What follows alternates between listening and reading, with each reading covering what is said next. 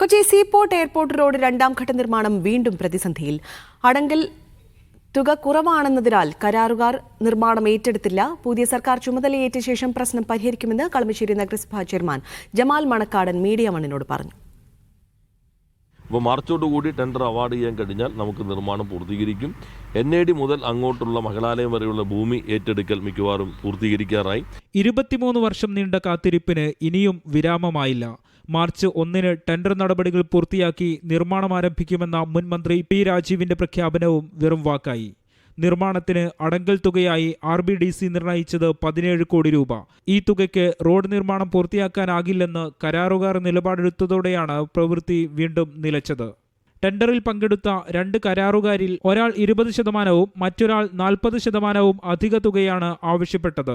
അടങ്കൽ തുക നിർണയിച്ചത് 2018-ലെ മാനദണ്ഡപ്രകാരം. റോഡ് നിർമ്മാണത്തിന് ഉപയോഗിക്കുന്ന അസംസ്കൃത വസ്തുക്കൾക്കടക്കം വൻതോതിൽ വിലവർധനയുണ്ടായിരിക്കെ ഈ തുകയ്ക്ക് നിർമ്മാണം പൂർത്തിയാക്കാനാകില്ലെന്ന് വ്യക്തം.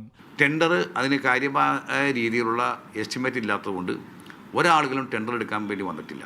അവർക്ക് കയ്യിൽ നിന്ന് നഷ്ടം പഠിക്കാൻ എന്തായാലും ഒരു റോഡ് ഉണ്ടാക്കാൻ തയ്യാറാവില്ല. പുതിയ സർക്കാർ ചുമതല ഏറ്റാലുടൻ അടങ്കൽ തുക പുതുക്കി ടെൻഡർ വിളിക്കുമെന്നാണ് UDF അവകാശവാദം. പുതിയ സർക്കാരുമായി ബന്ധപ്പെട്ട് പുതിയ MLA-യുമായി ബന്ധപ്പെട്ട് ഈ റോഡിൻ്റെ പ്രവൃത്തി മാറ്റങ്ങൾ വരുത്തി, തടസ്സങ്ങളുണ്ടെങ്കിൽ ആ തടസ്സങ്ങൾ മാറ്റി റോഡിൻ്റെ നിർമ്മാണം പൂർത്തീകരിക്കുന്ന നടപടി സ്വീകരിക്കും. മീഡിയ 1 കൊച്ചി.